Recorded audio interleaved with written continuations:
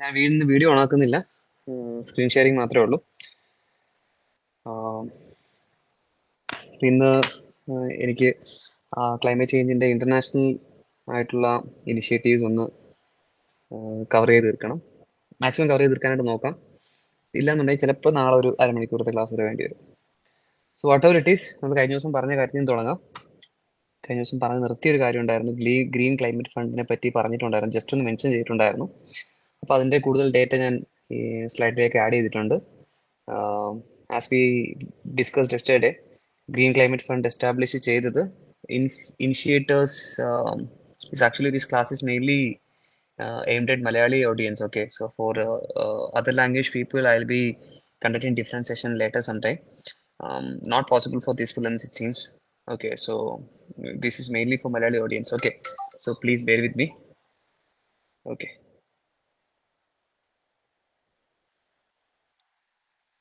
Okay, ഒരു second ഒന്ന് hold ചെയ്യണം, ഓൺലൈൻ എടുക്കുന്ന ആൾക്കാർ.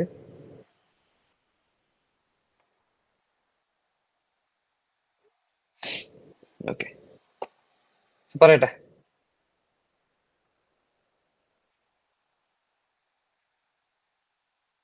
ബാക്കിയുള്ളവർ പറയട്ടെ, ഓഡിബിൾ അല്ലേ?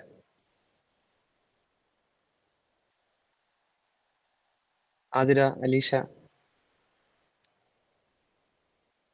അമ്മ ഓഡിബിൾ? ഓക്കെ, ശരി. നമ്മൾ GCF പറഞ്ഞതുപോലെ GCF വാസ് എസ്റ്റാബ്ലിഷ് അണ്ടർ കാൻഗൺ. കാൻഗൺ എവിടെയായിരുന്നു? കഴിഞ്ഞ ദിവസം ഞാൻ പറഞ്ഞിട്ടുണ്ടായിരുന്നു. കാൻഗൺ ഏത് സ്റ്റേറ്റിലായിരുന്നു? ഐ മീൻ ഏത് കൺട്രിയിലായിരുന്നു? മെക്സിക്കോ. ഓക്കെ, കാൻഗണിലായിരുന്നു. GCFന്റെ ആനുവൽ കോൺട്രിബ്യൂഷൻസ് എത്രയാണ് എയിം ചെയ്തത്? GCFന്റെ ആനുവൽ കോൺട്രിബ്യൂഷൻ കൺട്രീസ് എത്ര കോൺട്രിബ്യൂട്ട് ചെയ്യണം എന്നുള്ളതായിരുന്നു? GCF aimed at collecting $100 billion per annum. Hope you remember. then ഇതിന്റെ ട്രസ്റ്റി ആയിട്ട് നിൽക്കുന്നത് വേൾഡ് ബാങ്ക് ആണ്.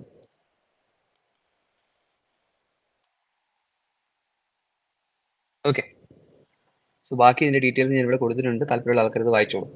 അപ്പോൾ ഞാൻ ജസ്റ്റ് ഒരു എക്സ്ട്രാ ഇൻഫർമേഷൻസ് ആഡ് ചെയ്തിട്ടുണ്ടെന്നേ ഉള്ളൂ. അപ്പോൾ കഴിഞ്ഞ ദിവസത്തെ ക്ലാസ് ഞാൻ അപ്ലോഡ് ചെയ്യാം, ഉടനെ തന്നെ അപ്ലോഡ് ചെയ്യാം, നാളെ തന്നെ അപ്ലോഡ് ചെയ്യാം. എനിക്കിപ്പോൾ കുറച്ചൊരു 4-5 ഹിസ്റ്ററി ക്ലാസ്സസ് അപ്ലോഡ് ചെയ്യാനായിട്ടുണ്ട്. അപ്പോൾ അത് ഇന്ന് രാത്രി അപ്ലോഡ് ചെയ്തിട്ട് നാളത്തോടു കൂടി ഞാൻ ബാക്കി വരുന്ന ക്ലാസ്സസ് അപ്ലോഡ് ചെയ്യാം. സോ മൂവിങ് ഓൺ, നമ്മൾ ക്യോട്ടോ വരെയാണ് പറഞ്ഞു നിർത്തിയത്. സോ ക്യോട്ടോ എന്താണ്, എന്താണ് ക്യോട്ടോയുടെ ഉദ്ദേശം എന്നുള്ളത് കഴിഞ്ഞ ദിവസം ഞാൻ പറഞ്ഞു തന്നിട്ടുണ്ടായിരുന്നു. Kyoto is a protocol that sets അല്ലെങ്കിൽ that directs countries how to reduce green house gas emission. ഇപ്പോൾ എത്രത്തോളം ഗ്രീൻ ഹൗസ് ഗ്യാസ് കുറയ്ക്കണം, എങ്ങനെയൊക്കെ കുറയ്ക്കണം എന്നുള്ളതിനെ പറ്റി ഞാൻ ചെറിയൊരു ഇൻട്രൊഡക്ഷൻ കഴിഞ്ഞ ദിവസം തന്നിട്ടുണ്ടായിരുന്നു. Hope you remember. അപ്പോൾ ഞാനൊരു 2 മിനിറ്റിൽ അത് ഒന്ന് റിവൈസ് ചെയ്യാം. നമ്മൾ കോമൺ ബട്ട് ഡിഫറൻഷിയേറ്റ് റെസ്പോൺസിബിലിറ്റി അടിസ്ഥാനത്തിൽ ഓരോ കൺട്രിക്കും ഓരോരോ ഡിഫറെൻറ്റ് ടാർഗറ്റ്സ് ആണ് കൊടുത്തത്. അപ്പോൾ അതിനെ നമ്മളൊരു 3 ഗ്രൂപ്പിംഗ് ആയിട്ട് തിരിച്ചിട്ടുണ്ടായിരുന്നു. Annex B country, non Annex country, least developed nations. ഇതിനകത്ത് അനെക്സ് ബി കൺട്രീസിനാണ് കമ്പൽസറി മാൻഡേറ്ററി റിഡക്ഷൻ ടാർജറ്റ്സ് കൊടുത്തിട്ടുള്ളത്. നോൺ അനെക്സ് കൺട്രിക്ക് വോളണ്ടറി ടാർജറ്റ്സ് ആണ്, കുറയ്ക്കണം നിർബന്ധമില്ല, വോളണ്ടറി പറ്റുമെങ്കിൽ ചെയ്താൽ മതി. ലീസ്റ്റ് ഡെവലപ്ഡ് കൺട്രീസിന് അങ്ങനെ യാതൊരു നിർബന്ധമില്ല എന്നുള്ളതാണ്. പിന്നെ ക്യോട്ടോയുടെ ഇംപ്ലിമെന്റേഷന് വേണ്ടിയിട്ട് നമുക്കൊരു അഡാപ്റ്റേഷൻ ഫണ്ട് എന്ന് പറയുന്ന ഒരു ഫണ്ട് കൂടി എസ്റ്റാബ്ലിഷ് ചെയ്തിട്ടുണ്ടായിരുന്നു. ഇത്രയായിരുന്നു കഴിഞ്ഞ ദിവസം പറഞ്ഞത്. എങ്ങനെയാണ് ക്യോട്ടോ വർക്ക് ചെയ്യുന്നത്, ആ ഒരു കാര്യമാണ് നമുക്ക് അറിയേണ്ടത്. സോ ഫസ്റ്റ് ഓഫ് ഓൾ നിങ്ങൾ മനസ്സിലാക്കേണ്ട കാര്യം എന്ന് വെച്ച് കഴിഞ്ഞാൽ, ലൈക്ക് എത്രത്തോളം കുറയ്ക്കണം, ആ മാൻഡേറ്ററി ടാർഗറ്റ് എത്രയാണെന്നുള്ളത് ഞാൻ പറഞ്ഞു തന്നിട്ടുണ്ടായിരുന്നു. In 4 years in the sense 2008 ഞാൻ തുടങ്ങിയെന്നുള്ളത് ഞാൻ പറഞ്ഞിട്ടുണ്ടായിരുന്നു. ഫസ്റ്റ് ഫേസ് ഓഫ് ക്യോട്ടോ തുടങ്ങിയത് ഞാൻ പറഞ്ഞിട്ടുണ്ടായിരുന്നു. So in 4 years, that is by 2012, you have to reduce certain percentage. എത്ര പെർസെൻറ്റേജ് നിങ്ങൾ അറിയേണ്ട കാര്യമില്ല, ലേറ്റർ ഞാൻ ഈ സ്ലൈഡിനകത്ത് കൊടുത്തിട്ടുണ്ട്. X% of greenhouse gas emission should be reduced by Annex B countries. Annex B countries against a base year. ആ base year എന്ന് പറയുന്നത് 1990 ആണ്. അപ്പോൾ ആ 1990 നിങ്ങളുടെ കൺട്രിയിൽ എത്ര ഗ്രീൻഹൗസ് ഗ്യാസ് എമിഷൻ ഉണ്ടായിരുന്നു, അതിൻ്റെ ഒരു സർട്ടൻ പെർസെൻറ്റേജ് ബൈ 2012 ആകുമ്പോഴത്തേക്ക് കുറയ്ക്കണം. This was what Kyoto targets. ഈ ഒരു മാൻഡേറ്ററി ടാർജറ്റ്സ് കൊടുത്തിരുന്നത് അനെക്സ് ബി കൺട്രീസിന് മാത്രമായിരുന്നു. ഓക്കെ, ഇതൊരു ക്ലിയർ ആണോ? കഴിഞ്ഞ ദിവസം പറഞ്ഞ കാര്യങ്ങൾ ഞാൻ ഇത്രയായിരുന്നു കഴിഞ്ഞ ദിവസം പറഞ്ഞിരുന്നത്. ക്ലിയർ ആണോ ഓൾ ഓഫ് യു? കഴിഞ്ഞ ദിവസം അറ്റൻഡ് ചെയ്ത ആൾക്കാർക്ക് ഈ ഒരു സ്റ്റെപ്പ് ഒരു ഓക്കെ ആണോ? ക്യോട്ടോ ഇത്രയും ഡയറക്ഷൻ ആണ് കൊടുത്തിരുന്നത്. ഫൈൻ. ഇനി നിങ്ങൾ മനസ്സിലാക്കേണ്ട കാര്യം എന്താണെന്ന് ചോദിച്ചു കഴിഞ്ഞാൽ, see Kyoto will not never interfere in internal matters. ഒരിക്കലും ക്യോട്ടോ ഒരു കൺട്രിയുടെ ഇന്റേണൽ മാറ്റേഴ്സിനകത്ത് ഇടപെടാൻ പോകുന്നില്ല. A country can decide its own strategy. ഒരു കൺട്രിക്ക് എങ്ങനെയൊക്കെ how to reduce green house gas emission എന്നുള്ളത് ഒരു കൺട്രിക്ക് ഫ്രീ ആയിട്ട് ഡിസൈഡ് ചെയ്യാം. ഇപ്പോൾ say for example U S is free to decide its own emission reduction strategy. Australia is free to decide its own emission reduction strategy. അതുപോലെ ഇന്ത്യക്ക് കുറയ്ക്കണമെന്നുണ്ടെങ്കിൽ കുറയ്ക്കാം. പക്ഷേ ഇതിന് പുറമെ കൺട്രീസ് ചെയ്യുന്ന നാഷണൽ ആക്ടിവിറ്റീസിന് പുറമെ Kyoto by its own developed 3 mechanisms to assist countries. അതാണ് നിങ്ങളോട് മനസ്സിലാക്കേണ്ടത്. Kyoto developed 3 mechanisms to assist countries to assist countries to reduce GHG. Green house gas emissions കുറയ്ക്കാനായിട്ട് ക്യോട്ടോ ഒരു 3 മെക്കാനിസംസ് ഡെവലപ്പ് ചെയ്തിട്ടുണ്ട്. കൺട്രീസ് ചെയ്യുന്ന എഫേർട്ടിന് പുറമെ you can use these 3 mechanisms. ഈ 3 മെക്കാനിസത്തിനാണ് നമ്മൾ ക്യോട്ടോ മെക്കാനിസംസ് എന്ന് വിളിക്കുന്നത്. They were 3: clean development mechanisms, joint implementation mechanism, emission trading mechanism. ഇത് എങ്ങനെയാണ് ഇത് മൂന്നും വർക്ക് ചെയ്യണം എന്നുള്ളതിന്റെ ഒരു ബ്രീഫ് ഐഡിയ ഉണ്ടായിരുന്നാൽ മാത്രം മതി. ഡീറ്റെയിൽ ഐഡിയ യൂഷ്വലി ഞാൻ പറയാറുണ്ടായിരുന്നു, പക്ഷേ ആ ഒരു ഡീറ്റെയിലിംഗിലേക്ക് ഇപ്പോൾ പോകേണ്ട ആവശ്യമില്ല, കാരണം Kyoto no more existing. So എങ്ങനെയാണ് ഇത് ഈ ഒരു 3 മെക്കാനിസംസും കൺട്രീസിനെ ഹെൽപ്പ് ചെയ്യുന്നുള്ളത് ഒരു ബ്രീഫ് ഐഡിയ ഉണ്ടാകുന്നത് നല്ലതാണ്, which I'm going to explain. So first of all, what is clean development mechanism? Clean development mechanism നിങ്ങൾ മനസ്സിലാക്കേണ്ട കാര്യം എന്താണെന്ന് വെച്ച് കഴിഞ്ഞാൽ, Kyoto will give targets to countries, especially Annex B countries. അത് കുറയ്ക്കേണ്ടത് in terms of CO2 equivalent ആണ് കൊടുക്കുന്നത്.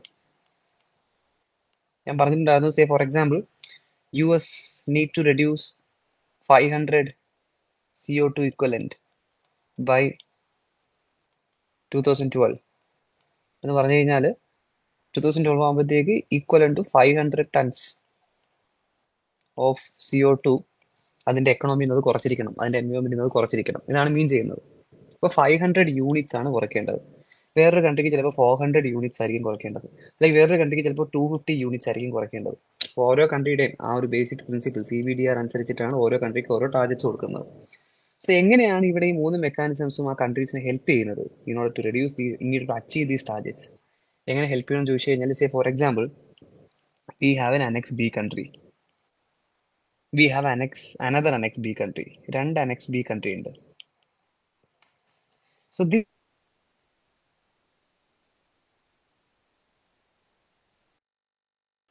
to reduce its greenhouse gas emission. എൻ്റെ വോയിസ് ക്ലിയർ ആണോ?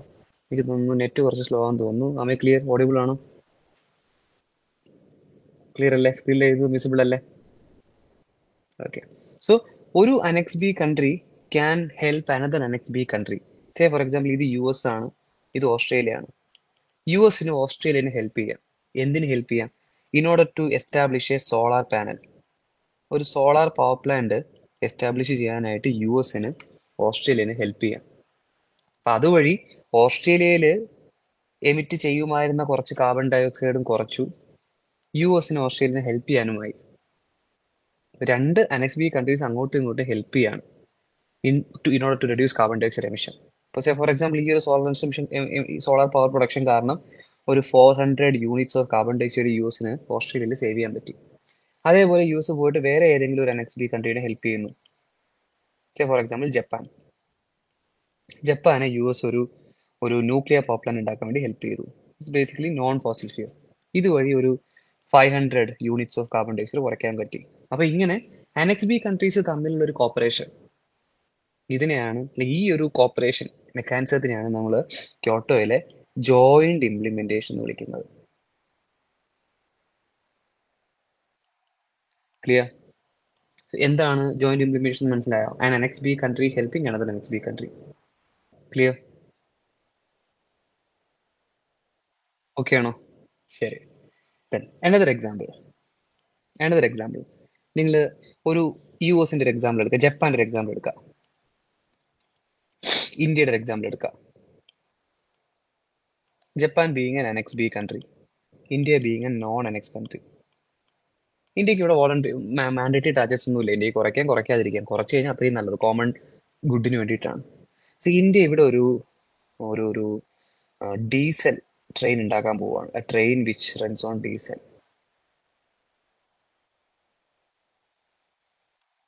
ഇന്ത്യ ഒരു ഡീസൽ ട്രെയിൻ ഉണ്ടാക്കുമ്പോൾ ഇമാജിൻ ഈ ഡീസൽ ട്രെയിൻ ഒരു 250 tons of carbon dioxide ആണ് ആനുവലി എമിറ്റ് ചെയ്യാൻ പോകുന്നത്. അതൊക്കെ നമ്മൾ കാൽക്കുലേറ്റ് ചെയ്തു. അല്ലെങ്കിൽ 250 യൂണിറ്റ്സ് ഓഫ് കാർബൺ, ഇനി യൂണിറ്റ്സ് എന്ന് പറയുമ്പോൾ നിങ്ങൾക്ക് മനസ്സിലാവും, ഈക്വലൻ ടു ടൺസ് ആണ്. 250 യൂണിറ്റ്സ് ഓഫ് കാർബൺ ഈക്വലൻസ് ആണ് എമിറ്റ് ചെയ്യേണ്ടിയിരുന്നത് ഒരു വർഷം. സോ ജപ്പാൻ വന്നിട്ട് ഇന്ത്യയോട് പറയാണ്, you don't need to construct this diesel train, rather we'll help you to construct a electric train which run on clean energy. So Japan helped India to replace diesel train with a electric train, which is a clean technology. ഈ ഒരു clean technology വഴി ഇന്ത്യക്ക്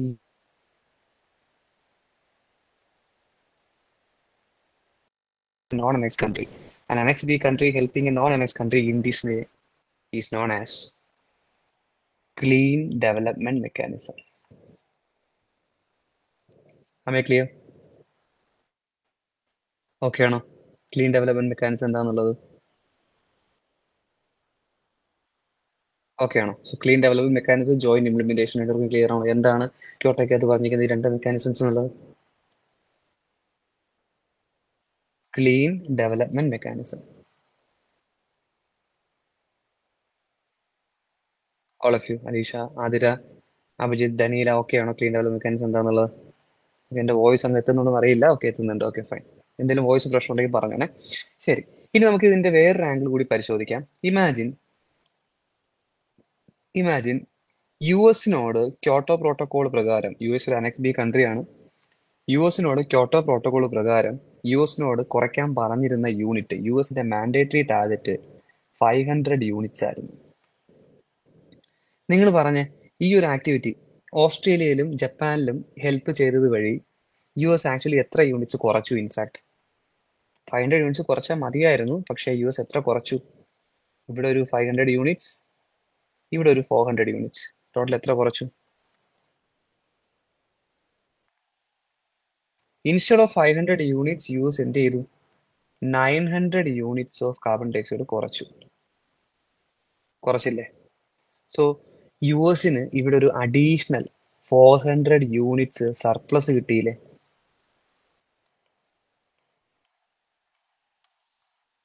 മനസ്സിലായോ? ഇവിടെ ഒരു 400 units of carbon surplus. മനസ്സിലായോ? ഈ ഒരു കണ്ടീഷൻ മനസ്സിലിരിക്കട്ടെ. ദെൻ നേരെ നമ്മൾ ജപ്പാനിലേക്ക് പോകുന്നു. ജപ്പാന്റെ ടാർഗറ്റ്സ് ഫോർ എക്സാമ്പിൾ 300 യൂണിറ്റ്സ് ആയിരുന്നു. 300 യൂണിറ്റ്സ് ആയിരുന്നു. ജപ്പാൻ ആ വർഷം വേറൊരു ആക്ടിവിറ്റിയും ചെയ്യാൻ പറ്റിയിട്ടില്ല. പകരം ജപ്പാന് 250 യൂണിറ്റ്സ് ഇതിന്റെ ഒറ്റ ആക്ടിവിറ്റി ചെയ്യാൻ പറ്റിയിട്ടുള്ളൂ. സോ ജപ്പാന്റെ ടാർഗറ്റ് ക്യോട്ടോ പ്രകാരം 300 യൂണിറ്റ് ആയിരുന്നു. ജപ്പാന് 250 യൂണിറ്റ്സേ കുറയ്ക്കാൻ പറ്റിയിട്ടുള്ളൂ. സോ ജപ്പാൻ ഇവിടെ ക്യോട്ടോ പ്ലെഡ്ജസിൽ Japan has a deficit of 50 units. Japan has a deficit of 50 units of carbon dioxide. അപ്പോൾ Japan being a responsible country, Japan really wanted to reduce that, really wanted to achieve its Kyoto targets. പക്ഷേ Japan അവിടെ ഒരു 50 യൂണിറ്റ്സിന്റെ deficit വന്നു. അപ്പോൾ എന്തായാലും ജപ്പാന് ക്യോട്ടോയുടെ implementation period കഴിയുമ്പോൾ by 2012 ഈ 50 യൂണിറ്റ്സ് അച്ചീവ് ചെയ്തേ പറ്റത്തുള്ളൂ. എന്താണ് ജപ്പാന്റെ മുന്നിൽ ഒരു ഒരു ഓപ്പർച്യൂണിറ്റി, അല്ലെങ്കിൽ ജപ്പാന്റെ മുന്നിൽ ഒരു ഓപ്ഷൻ എന്താണ്? Can you tell anything? ഈ പറഞ്ഞ രണ്ട് ആക്ടിവിറ്റി വെച്ച് കമ്പയർ ചെയ്ത് നോക്കിയിട്ട് ജപ്പാന്റെ മുന്നിൽ എന്തെങ്കിലും ഒരു ഓപ്ഷൻ ഉണ്ടോ ഈ എക്സ്ട്രാ 50 യൂണിറ്റ്സ് അച്ചീവ് ചെയ്യാനായിട്ട്? എന്തെങ്കിലും ഉണ്ടോ? Yes, by from U S. Exactly. ജപ്പാന് വേണ്ടത് 50 യൂണിറ്റ്സ് ഓഫ് കാർബൺ കൂടി വേണം. ഇൻ പേപ്പർ അതിന് അത്രയും കുറയ്ക്കണം. യു എസിന്റെ കയ്യിലാണെങ്കിൽ എക്സ്ട്രാ 400 യൂണിറ്റ്സ് ഉണ്ട്. So Japan can buy 50 units from U S. അപ്പോൾ ഓൾറെഡി ക്യോട്ടോയ്ക്കകത്ത് എക്സ്ട്രാ വരുന്ന ഒരു കാർബൺ ക്രെഡിറ്റിന് എത്ര രൂപയാണ് ഈടാക്കേണ്ടെന്നുള്ളതൊക്കെ ഒരു കാൽക്കുലേഷൻ നടത്തി വെച്ചിട്ടുണ്ടാകും. ഫോർ എക്സാമ്പിൾ $10 കൊടുത്തിട്ട് വേണം നിങ്ങളൊരു കാർബൺ യൂണിറ്റ് മേടിക്കാനായിട്ട്. ഇപ്പം ജപ്പാന് എക്സ്ട്രാ വേണ്ടത് 50 കാർബൺ യൂണിറ്റ് ആണ്. സോ 50 × $10. ജപ്പാൻ $500 കൊടുത്തിട്ട് യു എസിന്റെ കയ്യിൽ നിന്ന് എക്സ്ട്രാ 50 യൂണിറ്റ്സ് മേടിക്കും. അപ്പൊ ഇത് കാരണം യു എസിനുള്ള അഡ്വാൻറ്റേജ് എന്താ?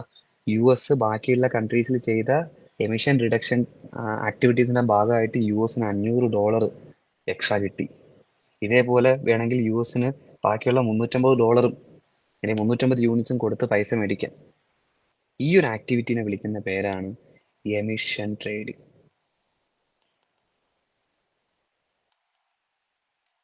ഈ ഗോട്ട് ദ തേർഡ് പോയിന്റ്. ക്യോട്ടോയുടെ മൂന്നാമത്തെ മെക്കാനിസം മനസ്സിലായോ? Emission trading. So clean development mechanism means an Annex B country helping a non-Annex country. Joint implementation means an Annex B country helping another Annex B country. Emission trading means sale of carbon credit. Clear ആണോ എല്ലാവർക്കും? എങ്ങനെയാണ് Kyoto work ചെയ്യുന്നുള്ളത് മനസ്സിലായോ? ശരി, തീർന്നിട്ടില്ല, കഥ ഇവിടെ തീർന്നിട്ടില്ല. നോക്കൂ, യു എസിന് ഒരു $50 കിട്ടി. യു എസിന് $50 ഈ എമിഷൻ ട്രേഡിങ്ങിന്റെ ഭാഗമായിട്ട് കിട്ടി. ഈ 500 യൂണിറ്റ്സും യു എസിന്, അല്ലെങ്കിൽ $500 യു എസിന് അതുപോലെ ഉപയോഗിക്കാനുള്ള അവകാശമില്ല. പകരം യു എസ് എന്ത് ചെയ്യും? ഈ $500 ഈ കിട്ടിയ $500 ഒരു സർട്ടൻ പെർസെൻറ്റേജ്, ഒരു X%, വിച്ച് ഈസ് യൂഷ്വലി 1.5% ആണ്. 1.5% അല്ലെങ്കിൽ X% will be contributed to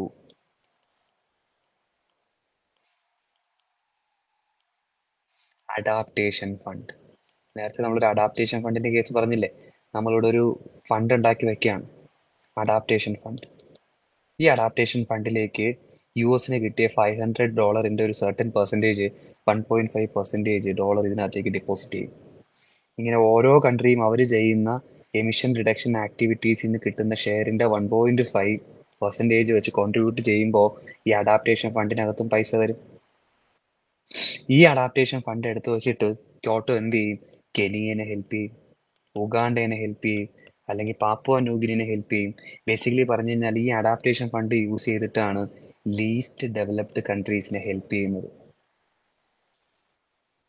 നോക്കൂ, ഇപ്പൊ എത്ര മനോഹരമായിട്ടാണ് ഈ ഒരു പ്രോഗ്രാം ഡിസൈഡ് ചെയ്തെന്നുള്ളത്. ക്ലിയർ ആണോ?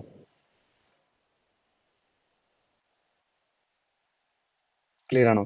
So this is how Kyoto worked. Entire Kyoto mechanism use to work.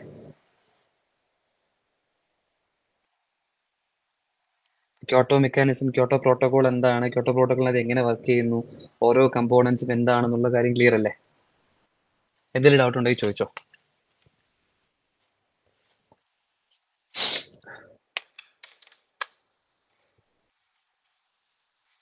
Doubt ഉണ്ടോ ഓൾ ഓഫ് യു?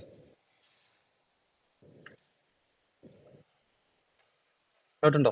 ഇല്ല, ആരും റിപ്ലൈ ചെയ്യുന്നില്ല. ശരി, അപ്പൊ അങ്ങനെയാണെങ്കിൽ എന്റെ ചോദ്യം, was is A success or failure? ഇത് സക്സസ് ആയിരുന്നോ ഫെയിലിയർ ആയിരുന്നോ? നിങ്ങൾ എന്നെ റീസൺസ് ടൈപ്പ് ചെയ്യണം, ഫെയിലിയർ ആണെങ്കിലും സക്സസ് ആണെങ്കിലും. ഓൾറെഡി ഞാൻ കഴിഞ്ഞ ദിവസം പറഞ്ഞായിരുന്നു, this actually was A failed experience. Okay, ഈ വിചാരിച്ച പോലെ അങ്ങോട്ടൊന്നും വർക്ക് ആയില്ല. ഇതുപോലെ എല്ലാവരും ചെയ്തിരുന്നെങ്കിൽ കാർബൺ ഡയോക്സൈഡ് എമിഷനും ഗ്രീൻ ഹൗസ് എമിഷനും ഒക്കെ എന്നേ കുറഞ്ഞേനെ. പക്ഷെ ഇത് ആരും ചെയ്തില്ല എന്നുള്ളതാണ്. ഞാൻ കഴിഞ്ഞ ദിവസം പറഞ്ഞിട്ടുണ്ടായിരുന്നു, 2008 തുടങ്ങി 2012 ആയപ്പോഴത്തേക്ക് യാതൊരു അനക്കവും ഉണ്ടായിട്ടില്ല. അതുകൊണ്ടാണ് 2012 എന്ത് കൊണ്ടുവന്നത്, എന്ത് അമെന്റ്മെന്റ് കൊണ്ടുവന്നത്? Can anyone tell? കഴിഞ്ഞ ദിവസം നമ്മൾ പറഞ്ഞിട്ടുണ്ടായിരുന്നു, എന്ത് കൊണ്ടുവന്നു? ദോഹ അമെന്റ്മെന്റ് കൊണ്ടുവന്നിട്ടുണ്ടായിരുന്നു. എന്നിട്ട് ക്യോട്ടോനെ എക്സ്റ്റെൻഡ് ചെയ്തു. 2012 തൊട്ട് 2020 വരെ Kyoto was extended. Kyoto 2 second phase. Second ഫേസിൽ ഇതേപോലെ ടാർജറ്റ് കൊടുത്തു. നേരത്തെ പറഞ്ഞത് X% റിഡക്ഷൻ ബൈ 2012 എന്നായിരുന്നു. പക്ഷെ സെക്കൻഡ് ഫേസിൽ X+Y%, കുറച്ച് എക്സ്ട്രാ പെർസെൻറ്റേജ് കൂടെ റെഡ്യൂസ് ചെയ്യണം ബൈ 2020. ഇതായിരുന്നു സെക്കൻഡ് ഫേസിൽ കൊടുത്ത target.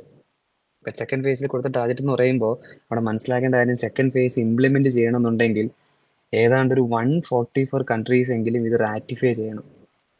Need to ratify 144 countries minimum second phase implement ചെയ്യണമെന്നുണ്ടെങ്കിൽ. ബട്ട് ഇൻ പേപ്പർ ഒരു 122 കൺട്രീസ് മാത്രമാണ് ഇത് റാറ്റിഫൈ ചെയ്തത്. 2020 റാറ്റിഫൈ ചെയ്തത്. അതായത് സെക്കൻഡ് ഫേസ് ഓഫ് ക്യോട്ടോ പേപ്പറിൽ മാത്രമായിരുന്നു, 2020 ക്യോട്ടോയുടെ ഫേസ് 2 ഇംപ്ലിമെന്റ് ചെയ്യാനേ പറ്റിയിട്ടില്ല. മനസ്സിലാവുന്നുണ്ടോ? ക്യോട്ടോ ഫെയിൽ ആയിപ്പോയി, ആരും സൈൻ ചെയ്തില്ല, ക്യോട്ടോ അട്ടർ ഫെയിലർ ആയിപ്പോയി. അപ്പൊ എന്റെ ചോദ്യം, എന്തുകൊണ്ടായിരിക്കാം ഇതൊക്കെ ഫെയിൽ ആവാൻ കാര്യം? ഇത്രയും ബ്യൂട്ടിഫുൾ ആയിട്ട് ഡിസൈൻ ചെയ്തൊരു മെക്കാനിസം, കാർബൺ ട്രേഡിനെ പറ്റിയും എമിഷൻ ട്രേഡിങ്ങിനെ പറ്റിയും ഒക്കെ പറഞ്ഞു. ഈ എമിഷൻ ട്രേഡിങ് അല്ലെങ്കിൽ നമ്മൾ കാർബൺ ട്രേഡിംഗ് എന്ന് ഇതിനെ വിളിക്കും കേട്ടോ, കാർബൺ ക്രെഡിറ്റ് മെക്കാനിസം, ഇങ്ങനെ കാര്യങ്ങളൊക്കെ പറയും. അപ്പൊ ഇത്രയൊക്കെ ഐഡിയ ഉണ്ടായിട്ടും Kyoto became A failure. My question, എന്തുകൊണ്ട് ക്യോട്ടോ ഫെയിലിയർ ആയി? റീസൺസ് നിങ്ങൾ പറഞ്ഞു കഴിഞ്ഞാൽ ഞാൻ ബാക്കി പറയാം. ട്രൈ നോക്ക് പറയാനായിട്ട് എന്തുകൊണ്ട് ക്യോട്ടോ ഫെയിൽ ആയി എന്നുള്ളത്. കൺട്രീസ് റാറ്റിഫൈ ചെയ്തില്ല, അതൊരു റീസൺ ആണ്. എന്തുകൊണ്ട് ആരും റാറ്റിഫൈ ചെയ്യാൻ തയ്യാറായില്ല? വേഗം പറഞ്ഞു. ആരും റെസ്പോണ്ട് ചെയ്യുന്നില്ല.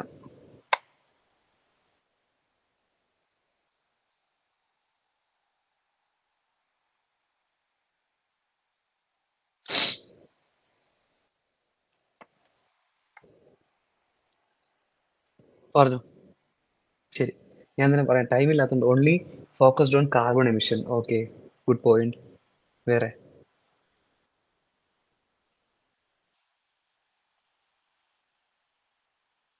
വേറെ എന്തെങ്കിലും റീസൺ നിങ്ങൾ അനലൈസ് നോക്ക്. ആതിര, ഡെനീല, മനുഷ്യൊക്കെ ഒന്ന് അനലൈസ് നോക്ക്. നിങ്ങൾ അനലൈസ് ചെയ്യുമ്പോഴത്തേക്ക് നിങ്ങൾക്ക് ഈ ഒരു സാധനം നല്ലോണം മനസ്സിലായെന്നാണ് അതിന്റെ meaning. No targets for developing countries. Okay, അത് നമുക്ക് വേറൊരു റീഫ്രൈസ് ചെയ്ത് കഴിഞ്ഞാൽ, ഡെവലപ്ഡ് കൺട്രീസിന് മാത്രമായിട്ട് ടാർജറ്റ്സ് കൊടുത്തു, അപ്പൊ അവർ പിണങ്ങത്തില്ലേ? ബാക്കിയുള്ളവർ ഇപ്പോൾ നോക്കിക്കഴിഞ്ഞാൽ ഇന്ത്യയും ചൈനയൊക്കെ ഡെവലപ്പിംഗ് കൺട്രീസ് ആണ്, ഗുഡ് പോയിന്റ് ആണ്. ഇന്ത്യയും ചൈനയൊക്കെ ഡെവലപ്പിംഗ് കൺട്രീസ് ആണ്, പക്ഷേ one of the largest emitters എന്ന് പറയുന്നത് ഫോർത്തിലും ഫിഫ്തിലും പൊസിഷനിൽ നിൽക്കുന്നതൊക്കെ ഇന്ത്യയും ചൈനയാണ്. അപ്പോൾ യു എസിനും ബാക്കിയുള്ള ഡെവലപ്ഡ് കൺട്രീസിനൊക്കെ കുറച്ച് ദേഷ്യം വരത്തില്ലേ? One of the largest emitters ഇന്ത്യയും ചൈനയും ആയിരിക്കും, അവർക്ക് ടാർജറ്റ് ഒന്നും ഇല്ല, ഞങ്ങൾക്ക് മാത്രം ടാർജറ്റ്സ് വന്നു കഴിഞ്ഞാൽ it is actually kind of unfair. So developed കൺട്രീസിന് മാത്രം ടാർജറ്റ്സ് കൊടുത്തപ്പോഴത്തേക്ക് അവർക്ക് അത് ചെയ്യാൻ പറ്റിയില്ല. ഓക്കെ, രണ്ട് വാലിഡ് പോയിന്റ്സ് ആണ് പറഞ്ഞത്. രണ്ടാമത് പറഞ്ഞത് ഏറ്റവും വാലിഡ് പോയിന്റ് ആണ്. അപ്പൊ നമുക്ക് ഇതിന്റെ ഫെയിലിയർ നിന്ന് റീസൺസ് നമുക്ക് എന്താണെന്നുള്ളത് നോക്കാം. മെയിൻ റീസൺസ് നിങ്ങൾ പറഞ്ഞ കാര്യം തന്നെയാണ്. See, Kyoto's targets were one sized fits all type. Kyoto's targets were one sized fits all type. അതായത് ക്യോട്ടോ എല്ലാ അനെക്സ് ബി കൺട്രീസിനും ഒരേ ടാർജറ്റ്സാണ് കൊടുത്തത്. യു എസിനും ജപ്പാനും ഓസ്ട്രേലിയക്കൊക്കെ ഒരേ സാധനമാണ് കൊടുത്തത്, ഒരേ ടാർജറ്റ്സാണ് കൊടുത്തത്, ഇത്ര പെർസെന്റേജ് റിഡക്ഷൻ. ഇത് എല്ലാവരും സമ്മതിക്കോ? യു എസ് കുറയ്ക്കുന്നത് പോലെ ബാക്കി ജപ്പാനെ കുറയ്ക്കാൻ പറ്റുമോ? ജപ്പാൻ കുറയ്ക്കുന്ന പോലെ സ്വിറ്റ്സർലൻഡ് കുറയ്ക്കാൻ പറ്റുമോ? അതുപോലെ വേറെ ഏതെങ്കിലും കൺട്രി കുറയ്ക്കാൻ പറ്റുമോ? ഓരോ ആൾക്കാരുടെ എക്കണോമി ഓരോ രീതിയിലല്ലേ വർക്ക് ചെയ്യുന്നത്, ഓരോ എക്കണോമി സൈസ് അല്ലേ, ഓരോരുത്തരുടെ ഹിസ്റ്റോറിക് കോൺട്രിബ്യൂഷൻ ഡിഫറെന്റ് അല്ലേ. അപ്പൊ ഇങ്ങനെ മാൻഡേറ്ററി ആയിട്ട് നിങ്ങൾ ഇത്ര കുറയ്ക്കണമെന്ന് പറഞ്ഞു കഴിഞ്ഞാൽ കൺട്രീസ് അനുസരിക്കോ? ഇല്ല. പിന്നെ ഈ കൊടുത്ത ടാർഗറ്റ്സ് എല്ലാം വളരെ അംബീഷ്യസ് ആയിരുന്നു. ഇത്ര ശതമാനം കുറയ്ക്കണം, X% കുറയ്ക്കണം, അല്ലെങ്കിൽ 10% കുറയ്ക്കണം എന്നൊക്കെ പറയുന്നത് വളരെ ഡിഫിക്കൽട്ടാണ്. കാര്യം എന്ന് പറഞ്ഞു കഴിഞ്ഞാല്, ഈ പറഞ്ഞതുപോലെ കാർബൺ ഡയോക്സൈഡ് കുറയ്ക്കാന്ന് പറഞ്ഞു കഴിഞ്ഞാൽ എന്താണ് ചെയ്യേണ്ടത്? ബേസിക്കലി പറഞ്ഞു കഴിഞ്ഞാല് വണ്ടി ഓടിക്കാതിരിക്കണം, ഫാക്ടറികൾ അടച്ചിടണം, അല്ലെങ്കിൽ കോള് കത്തിക്കാൻ പാടില്ല, ഇലക്ട്രിസിറ്റി ഉണ്ടാക്കാൻ പാടില്ല. ഇങ്ങനെയൊക്കെ ചെയ്തു കഴിഞ്ഞാൽ ഒരു കൺട്രിക്ക് സർവൈവ് ചെയ്യാൻ പറ്റത്തില്ല. അപ്പോൾ ബേസിക്കലി അതാണ് വേറൊരു പ്രശ്നം എന്ന് പറയുന്നത്. രണ്ടാമത്തേത് ക്ലൈമറ്റ് ഫിനാൻസിങ്. ക്ലൈമറ്റ് ഫിനാൻസിങ്ങിന്റെ ടാർജറ്റ്സ് എത്രയായിരുന്നു? ക്ലൈമറ്റ് ഫിനാൻസിങ് $100 ബില്യൺ ആണ് per year. This is too ambitious. Too ambitious climate financing targets. അടുത്തത്, there was no target review mechanism. ഓരോ കൺട്രിയും ഓരോ വർഷം എത്രത്തോളം കുറയ്ക്കുന്നു, പീരിയോഡിക്കലി എത്രത്തോളം കുറയ്ക്കുന്നു എന്നുള്ളതിനുള്ള മോണിറ്ററി മെക്കാനിസം ഒന്നും ഇല്ലായിരുന്നു ക്യോട്ടോയിൽ. ഓക്കെ, അതേപോലെ ഈ ബൈൻഡിങ് ടാർജറ്റ്സ് എന്ന് പറയുന്നത് കൺട്രീസിന് ഒരു ബേർഡൻ ആയി. കുറച്ചില്ലാന്നുണ്ടെങ്കിൽ നേരത്തെ നമ്മൾ കഴിഞ്ഞ ദിവസം പറഞ്ഞതുപോലെ എന്തെങ്കിലുമൊക്കെ ഒരു ഇൻസെന്റിവൈസേഷൻ വരുമോ, ആ കൺട്രീസ് തമ്മിലുള്ള റിലേഷൻസ് ബാധിക്കുമോ എന്നുള്ളതൊക്കെ ഒരു പ്രശ്നമായി. ഇങ്ങനെയുള്ള മൾട്ടിപ്പിൾ റീസൺസ് ആണ് ക്യോട്ടോനെ ഒരു ഫെയിലിയർ ആക്കി മാറ്റിയത്. ഇത് 2012 കഴിഞ്ഞ് 2013 തുടങ്ങിയപ്പോഴേ ആൾക്കാർക്ക് മനസ്സിലായി Kyoto is not going to be a successful model. അപ്പം അതുകൊണ്ട് we have to think about an alternative climate change fighting mechanism. ക്യോട്ടോയുടെ മോഡലും കൊണ്ട് ഇരുന്ന് കഴിഞ്ഞാൽ ബൈ 2022 ഒന്നും നടക്കാൻ പോകുന്നില്ല എന്നുള്ളത് UNFCCC അതോറിറ്റീസിന് മനസ്സിലായി. We need to think about alternate models. So ഈ ഓൾട്ടർനേറ്റ് മോഡൽസിനെ പറ്റി ചിന്തിച്ച് ഒരു ഡിസിഷനിൽ എത്തിയതാണ് എന്ത്? Can you tell what is it? പറയാവോ?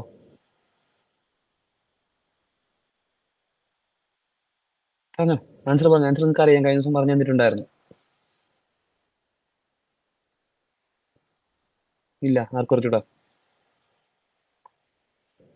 പോസ്റ്റ് ക്യോട്ടോ എന്ത് ചെയ്യണം എന്നുള്ള ഡിസിഷൻസ് എടുക്കാനായിട്ട് ഇറ്റ് ഹാപ്പൻഡ് ഇൻ 2015,